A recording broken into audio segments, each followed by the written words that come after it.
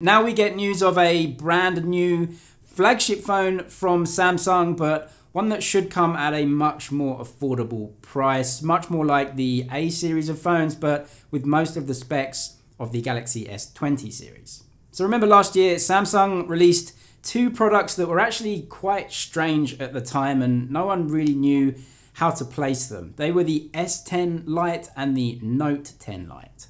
The reason that they were quite strange at the time is that they had a mixture of some really new technologies and some unique technologies that even Samsung's flagship phones didn't have. But then there were some maybe mid-range, you could say, specs mixed in there as well.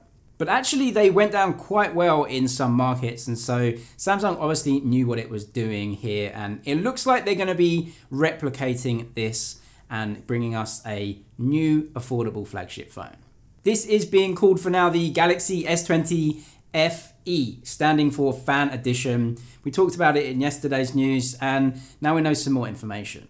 It will look to be released by Samsung towards the end of this year, maybe at the start of next year. Definitely not called the S20 Lite according to Ross Young. He says it's called the FE, the Fan Edition. At least internally, this may actually change, and Samsung can change that branding quite easily. If the Galaxy S20 Fan Edition does follow in the footsteps of the Galaxy S10 Lite, then actually there's a lot to look forward to, because that phone used a Snapdragon 855 even in Samsung Exynos markets, which is quite important because this year we know that the Exynos just isn't up to the Snapdragon in terms of performance, and a lot of people have held off buying Samsung flagship phones because of that chipset, and this new Fan Edition phone may actually be a way to get most of the performance of a flagship phone at a good price and a Snapdragon chipset and ditch that Exynos.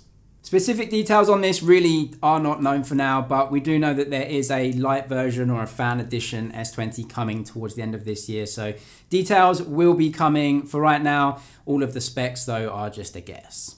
Also in the news, and some really big news actually for both Samsung and Apple, it looks like some screen manufacturers that should be supplying Apple with OLED screens for the iPhone 12 series this year have, well, they've got a bit of a problem.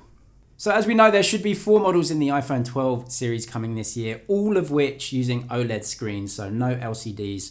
That's a lot of OLED screens because Apple are going to sell a lot of these. Usually they go with Samsung as their pretty much main supplier, but they've tried to diversify this year and go with a Chinese company called BOE for at least some of the screen supply. However, the news came out last night that these screens that BOE were supplying to Apple for a couple of iPhone models simply didn't pass the quality tests. And so, yeah, there's now a big question as to who's going to supply those screens if BOE can't make them good enough. BOE really are known for making cheap LCD displays, although in recent years, they have been investing a lot of money into OLED displays and also curved OLED displays, and they are ramping up this production, but it's still quite small. It's absolutely nowhere near Samsung in terms of scale of production, and obviously we know nowhere near Samsung in terms of quality either. Samsung was penciled in to supply over 80% of the screen displays for the iPhone 12 series, and now that BOE are having troubles, that may be going up closer to 90% with LG making up the rest.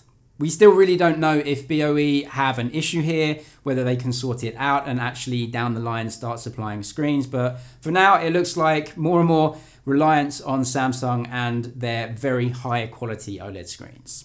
But I guess we'll see down the line if those manufacturers can actually solve these problems and end up supplying Apple with more screens. But anyway, that is it for your Samsung news today. Thank you for watching. Subscribe if you liked it, and I'll see you in the next one.